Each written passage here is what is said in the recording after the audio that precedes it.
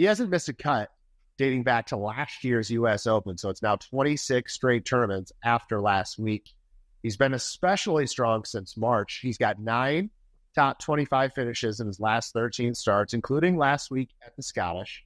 And then additional tournaments where he cashed this top 20 ticket this season include U.S. Open, the Memorial, RBC Canadian, Wells Fargo, the Players, Arnold Palmer. All of those are majors or signature events. So, like, the guy is just, he can play well in deep fields. He can play well in tough tracks. It doesn't matter. Nothing really phases him. Excuse me. The funny side of Connors is that his ball striking is so good, he can make up for very poor putting, which is what plagues him and keeps him from winning. Over his last 22 starts, Andy, this is bizarre to see how much his ball striking is carrying him. Over his last 22 starts, all of which were cuts made, mind you, he gained strokes putting 6 times. That's it. 6 times in 22 starts. Yet he's making the cut. It doesn't matter that he sucks at putting. He still makes the cut because he hit the ball tee to green that good. But here's what I like about him this week. All right. If you play link style golf, it's different.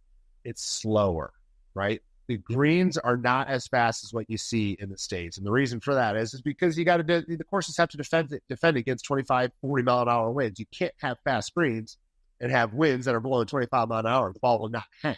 So the only way to set up golf courses, in Scotland, for example, like we saw last week, is slightly slower greens. It doesn't mean they're slow like you were going to find down the road at your $20 beauty, but they're slower than what these guys are used to. And for whatever reason, the speed seems to be something Connors is very comfortable with. He's gained strokes in all of them, all his last 5 starts during what I like to call the link swing at the Open and the Scottish Open. So if you can mask, right, and hide his worst attribute here again, which seems to be the case every year at these type of events, there's just little chance he's not going to be in those final 10 groups on Sunday, being that top 20 market. So better than 2-1. I found as high as plus 240 at FanDuel or DraftKings for him to cash a top 20, I think is absolutely fantastic. And again, I'm assuming we're going to hide his weak putting because of these slow greens he tends to like. But even if he doesn't putt that well, it's still proving he'll make the cut and probably still give us a chance to cash his ticket. So I like Corey Connors to do something this week at the Open.